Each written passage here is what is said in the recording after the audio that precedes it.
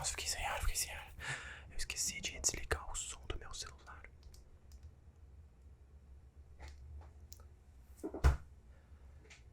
Boa noite. Hoje é um tópico que eu estou animado para fazer. Peraí, preciso me acalmar. Mas qual que é o ponto da discussão de hoje que eu queria trazer? As religiões são os maiores telefones sem fio da história.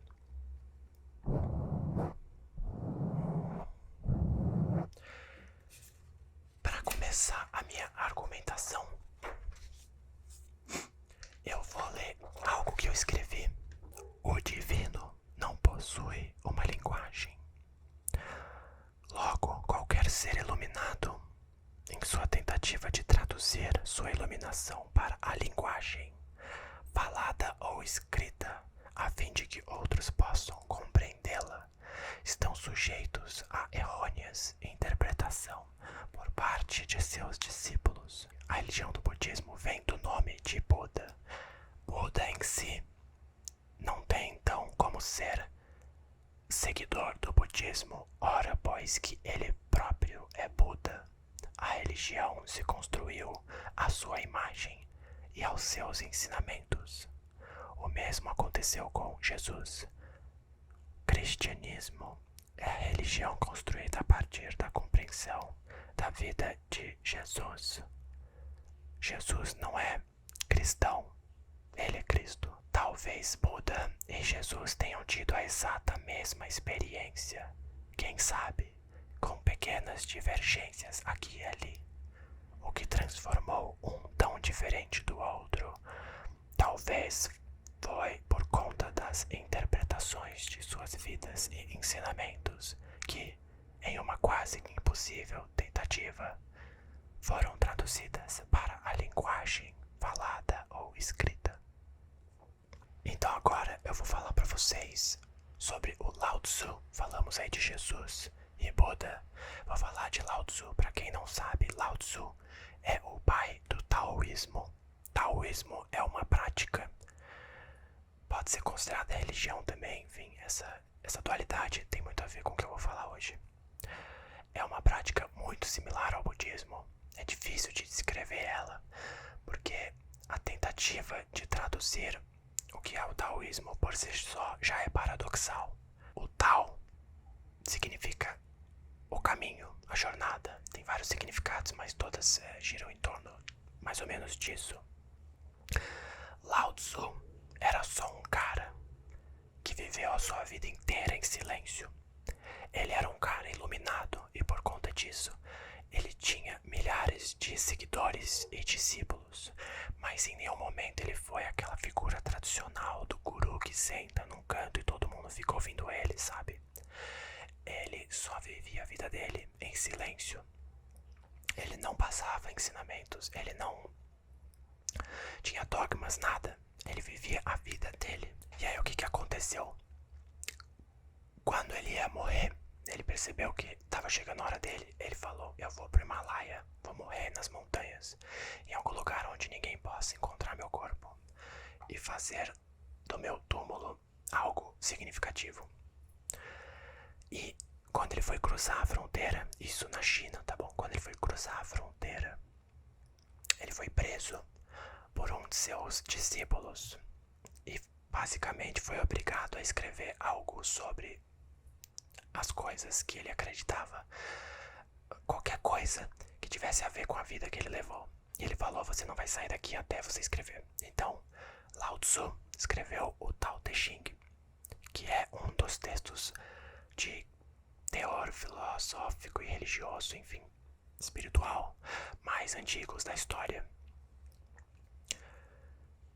E olha que curioso, ele, Lao Tzu, que passou a vida inteira em silêncio, olha como ele abre o Tao Te Ching.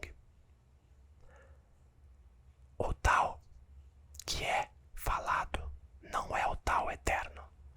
Basicamente ele está dizendo que a minha tentativa de sequer falar sobre o Tao já o torna o Tao um Tao falso. falado não é o tal eterno. Ou seja, o que eu tô falando aqui nesse livro que você vai ler já não é pelo simples fato de estar sendo traduzido para a linguagem. O tal eterno, o tal verdadeiro.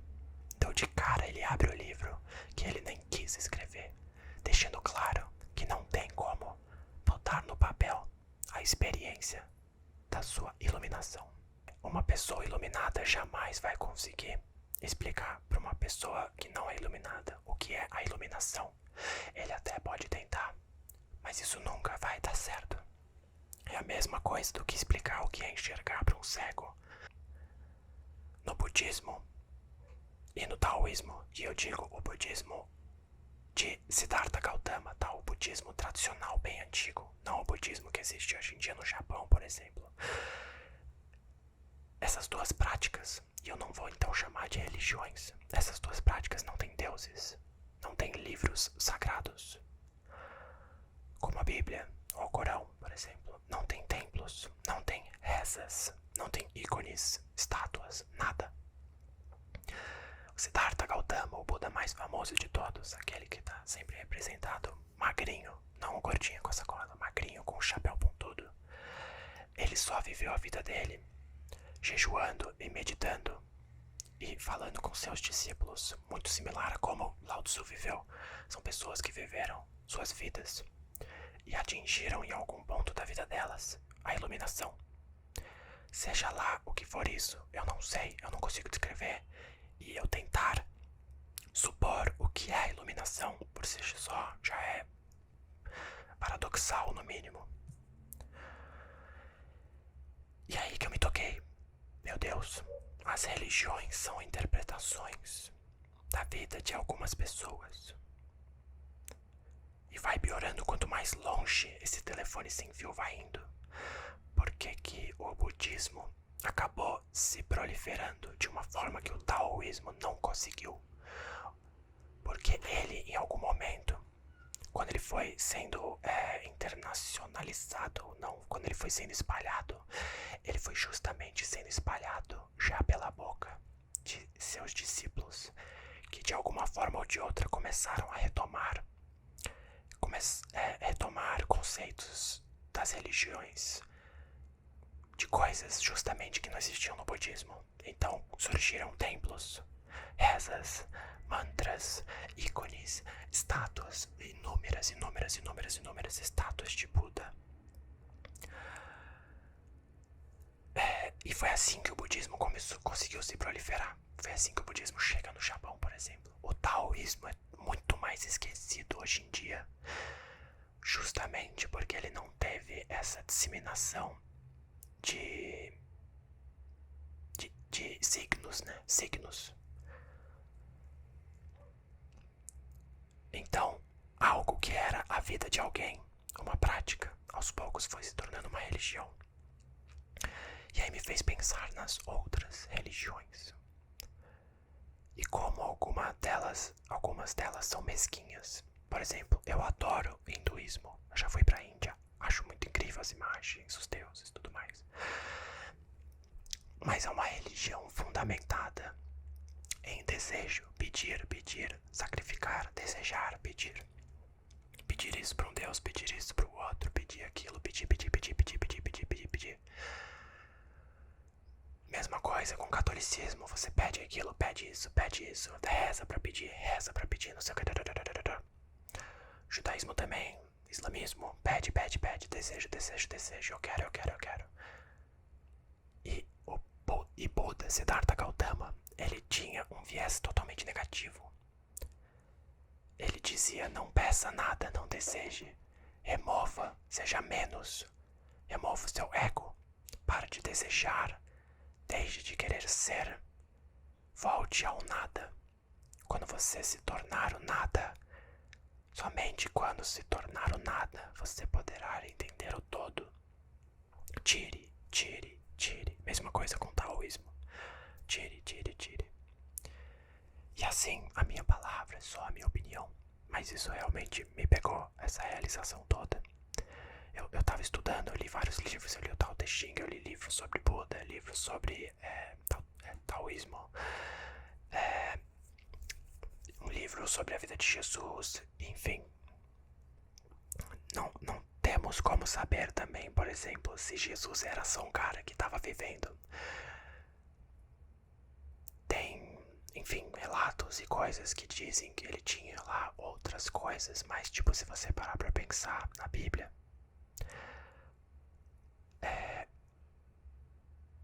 aquilo é muito difícil de entender o que é a Bíblia no papel. Ela é um texto sagrado, sem autor, sem registro histórico adequado pra gente realmente entender de onde vem aquilo. E o quanto daquilo era importante pra sua época, enfim. Eu não tô conseguindo explicar direito e botar em palavras. Mas a Bíblia é uma coisa estranha da mesma forma como os outros livros sagrados também são. Eu acho muito estranhos, eu acho fascinante, tá? Eu acho incrível, mas são muito estranhas. E aí quando eu me toquei que o budismo e o taoísmo nem sequer tinham livros sagrados, eu fiquei, uau, talvez tenha alguma verdade nisso. Me pegou, sei lá. Me fez pensar que a iluminação é muito mais possível do que algo que é só uma ideia num campo muito metafísico maluco. E Buda fala disso. A iluminação é muito mais acessível do que a gente imagina. Ele fala bastante sobre presença.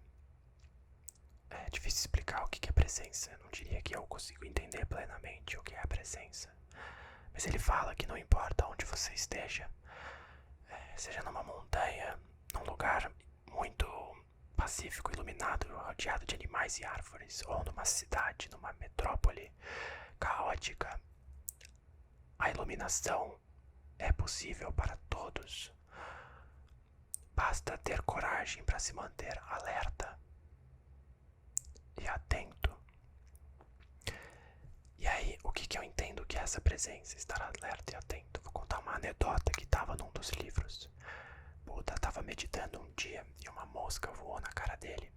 E ele meio que automaticamente tirou ela, assim. E aí ele ficou um tempão depois fazendo assim. E aí os discípulos perguntaram: Buda, o que você está fazendo? Aí ele falou: eu tô repetindo esse movimento para que eu nunca mais faça ele sem presença.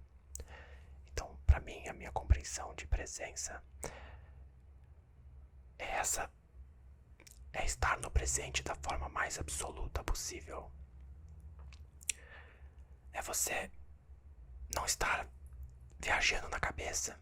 É você realmente estar em todos os lugares ao mesmo tempo, centrado, respirando, vivo, quase que em sintonia com a vibração do universo. Sabe, uma coisa assim. É claro que eu não entendo, eu não sou iluminado, então eu não consigo descrever, né? Já falei, deixei claro isso. Enfim, hoje foi só pra levantar umas ideias. Eu não quero chegar em nenhum lugar com isso. Eu não vim aqui pra falar que eu acho que o catolicismo é ruim e que o hinduísmo não presta. Nem perto disso. Eu só vim levantar algumas coisas que me cativaram no budismo e no taoísmo. Só isso.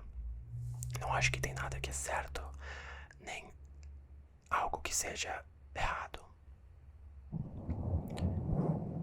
Mas eu começo a achar que boa parte desse processo que a gente chama de fé, religião e nossa compreensão do que talvez seja Deus, enfim, o divino, boa parte disso é aceitar que a gente nunca vai entender. E eu acho que quando a gente abre mão de entender, quando a gente abre mão de todas essas dúvidas e começa a aceitar que boa parte desse processo não tem respostas, eu acho que é aí que a gente começa a navegar por esse rio.